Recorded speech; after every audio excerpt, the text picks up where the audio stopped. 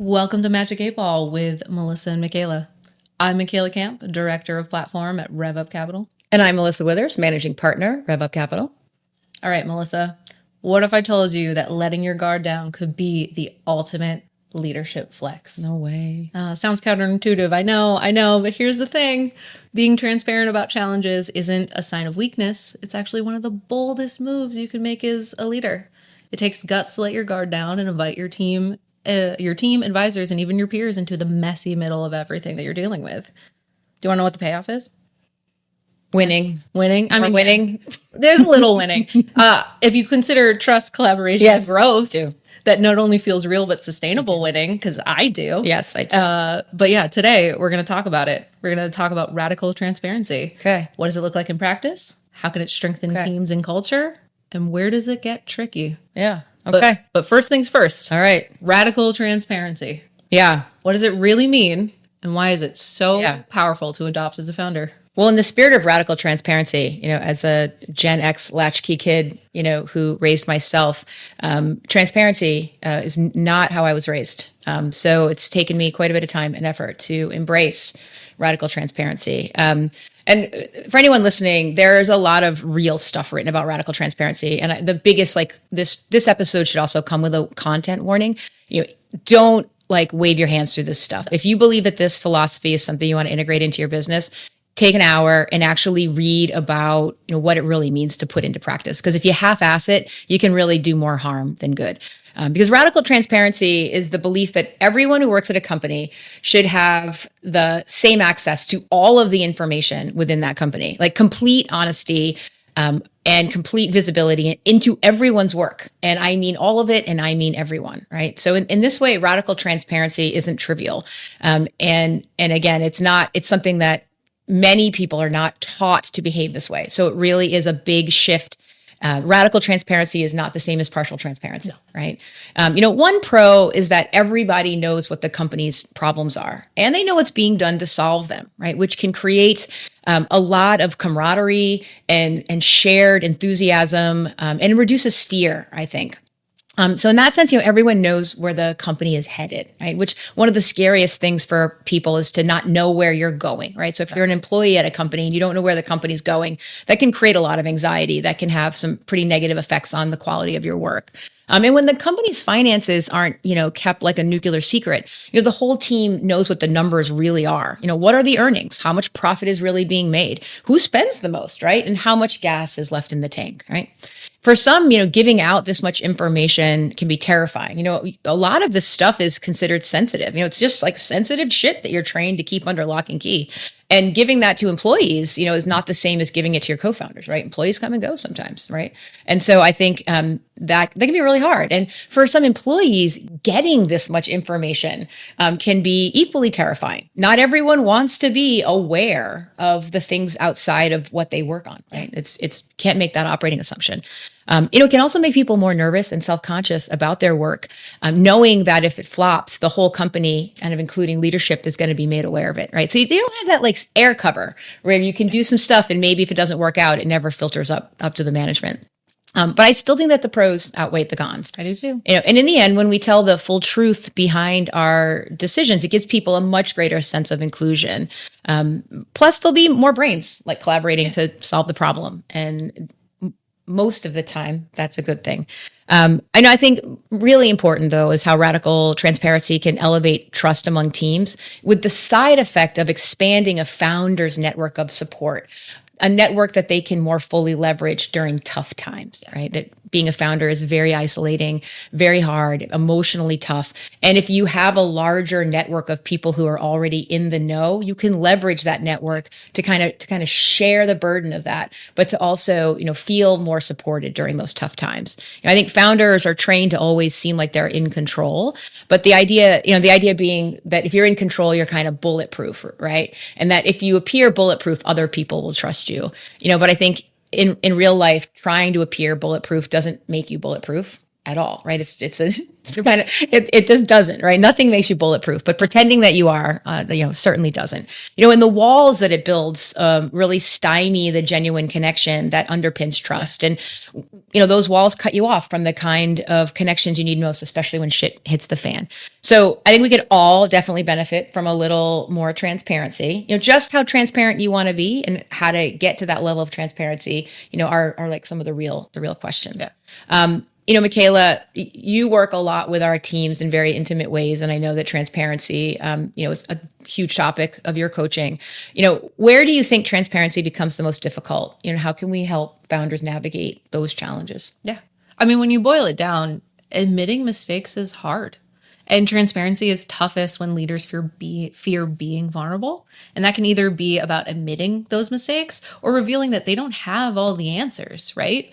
And I think leaders sometimes feel that they have to wait for the full picture before sharing anything at all. And teams can feel... There's never a full picture. There's never a full picture, right? And people aren't dumb. Teams can know when something's being hidden, right? It's obvious to everyone involved. Yeah. And what I found with our founders is what works better is being upfront about the uncertainty. So going to your team and being like, hey, here's what we know. Showing the partial exactly. picture. Here's what we know. Here's what we don't. But here's what we're figuring out, right? It shows a sense of humility and it brings people into the process. Like you said, it opens up the circle of trust, which is way better for morale than silence. And no one wants to look like they don't have it together. But when leaders say, hey, I made this call, it didn't work out, and here's what I learned, it's a game changer. Yeah. Because it creates a culture where it's okay to learn from failure rather than hide it in the pay no attention to the man behind the curtain corner, right? Yeah. And that's how transparency becomes a tool, not a buzzword. It's when you actually open it up and everyone is like, hey, it's okay, let's talk about it. Yep. Yeah. But I know you've seen founders embrace radical transparency with their teams or investors. What are some examples and how did it shape the outcome? Yeah, I feel really grateful that, in general, I have a very open and honest relationship with all of our founders. It takes a lot of time and energy to build those kinds of relationships, but it's probably the most important work I do as an investor. And it's definitely the most rewarding part of the work I do. And it's worth every bit of the energy that goes into it. I think one of the most frustrating and upsetting things that happens for me in my work is when a company waits too long to tell us about a problem, right? It's kind of what you talked about. If they're they're always waiting for a fuller picture before they show the picture to someone else. Yeah. But the trouble with that is in an early stage company, you'd be waiting for forever because the picture's never complete. And it's too late. Usually it's just things are just getting worse. And this almost always limits our ability to help. And usually it's just that things didn't go as planned, right? I can count on one hand the number of times that companies really made decisions that were so questionable that you honestly were like, are you a bad person? Very, very rarely. It's just things don't go as planned. While I, like you, understand the reaction to keep your mistakes close to the vest, it's absolutely the kiss of death for an early stage company, particularly when you have advisors who you can trust. This is all predicated on the assumption that you have some investors and advisors who actually have earned your trust. We had one team this year that came to us with what I would call a radical explosion, an explosion of radical transparency, when they realized that they had made several serious missteps and the company was headed towards a catastrophic cliff. Really bad. That's all I'll say about it. You may be listening and say, oh, of course I would ask for help if situation was really that bad. But if I had a dime for every time founders stayed mum about something bad that was going on, we would be filming this in Fiji today, not Cranston, Rhode Island. No offense, Cranston. But if they had waited even a month or two longer to open up what was going on, I'm not sure we could have turned it around, right? I really, truly, it's the closest to death I've had a company come where the company didn't actually die. And I know it's hard for them to come forward and really admit what had happened to them and then what they had done in response that maybe had made matters worse. They pulled the whole lid off the dumpster fire. Yeah. And that allowed us to actually see the whole fire and find the right place, to work on it. In a series of moves that was nothing short of miraculous. That company is doing much better in heading into 2025. And I just really thankful that they had the courage to pull a little radical transparency out of their asses, because I think it saved their company and it saved all the investors, all of our money. Micaela, you've been there when the founders were in a real bind and they needed to share or not share tough stuff with their team. How do you advise founders to balance transparency, while maintaining people's confidence that they are in fact able to lead? Yeah. And I that's one thing that I want to make clear is that transparency and confidence don't have to be at odds with each other, right? But I do think it's important that you have to pair honesty. Deep. So deep. I try deep. But I do think it's important that you have to pair honesty with a plan, or at least the intention to figure one out, right? Like you can say something like, here's the challenge, here's how I'm thinking about, and here's how I'm thinking about moving forward. That way you're being real with your team without leaving them in the dark. You're not just saying like, here's a challenge, good luck, right? Right. Like think of like a captain of a ship in the middle of a terrible storm, right? The best captains won't be like, it's not raining, everyone do their job. They'll actually be like, it's raining, but there's the lighthouse, right? They'll point towards the lighthouse. That sense of direction, even if the path isn't perfect, gives people something to rally behind, and it shows strength and vulnerability, which is what gets teams through tough times, right? True. And here's the fun thing, at least I think it's fun about that, is being transparent has a ripple effect amongst teams. So when leaders are open about challenges, it builds trust and sets the tone for how the whole team will operate moving forward. Because people feel safer sharing their own concerns and mistakes. And that's when you start seeing better problem solving and more collaboration when issues arise. And it's like you said, it's not like waiting until everything's on fire. Yep. I guess with that in mind, what advice would you give to founders who are hesitant to adopt this level of openness? Like I know it's not this easy. comes up all the time. I mean, this is companies aren't born radically transparent, right? It's something. It's more of a discipline, right? And some people start on day one, but others, have to work their way into it over time. I think the first thing you need to do is determine if your company is ready for radical transparency. Like, do you have a blank slate? Right? Or do you have a pretty big team that's been operating, in ways that might be counter to radical transparency? And do you need to sort of first kind of understand that and assess that? Again, you can't like drop it in. It's got to be authentic. It's got to be real. And you've got to stick with it, right? It's not something that you can just sort of declare and then walk away from.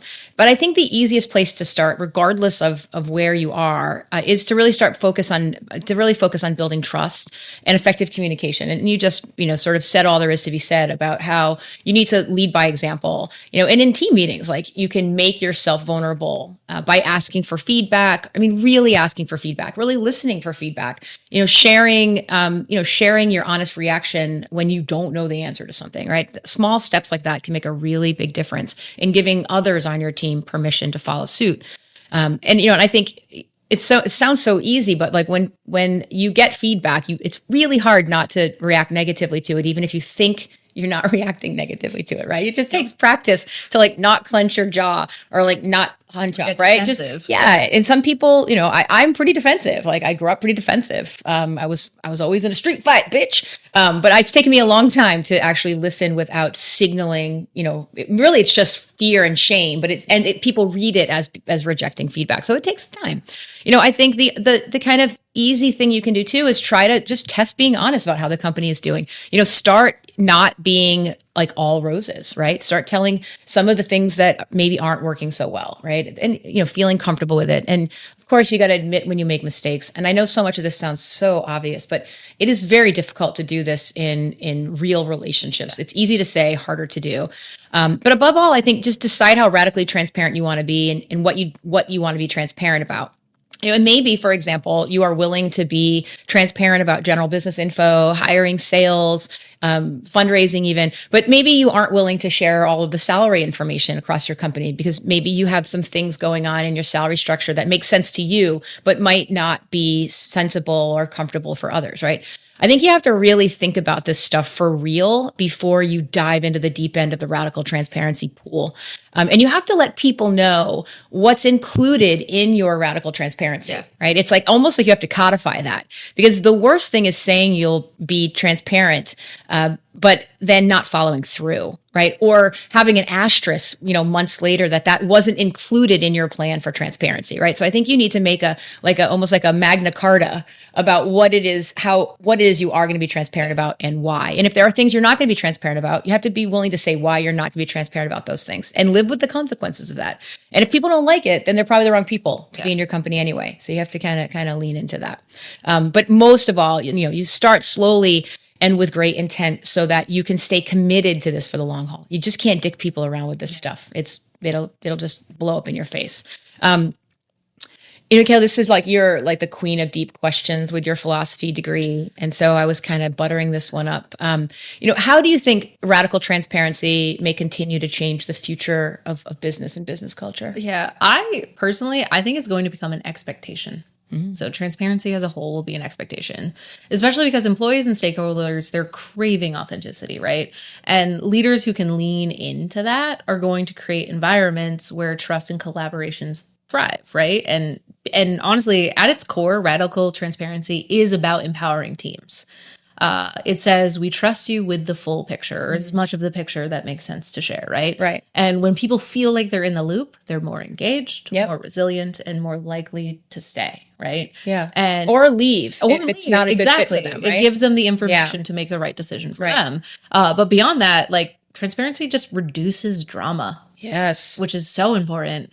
It takes the guesswork out of working together. So when everyone knows the why behind a decision, what's really going on, or as you said, they know what's being shared and what's not and why, those moments of less shock, drama. Shock or frustration, I had no idea that this was coming. Yeah. They become way less common. Yep. And in a world that already feels chaotic, less workplace drama is a win for everyone, I think. Because who needs that? Yeah, less Real Housewives. Exactly. Not that more love chill. Me some Housewives, exactly. But not at work. Not at work. Yeah, exactly. And honestly, if there's one thing that we've learned, it's this: when you're honest, really honest, people show up for you in ways that you didn't think possible.